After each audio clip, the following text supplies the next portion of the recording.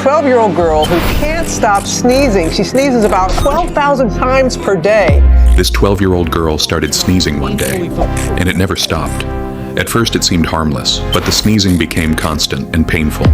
It kind of started in just like little spurts. Over time, it took over her entire life. She can't go to school, can't really do anything normal, can't eat well, has to sip, she can't drink. Doctors ran every test they could. Nothing explained it. The sneezing is just too distracting. She can't even sleep. And the scariest part? They knew it wouldn't stop on its own. It could only get But worse. it's really painful.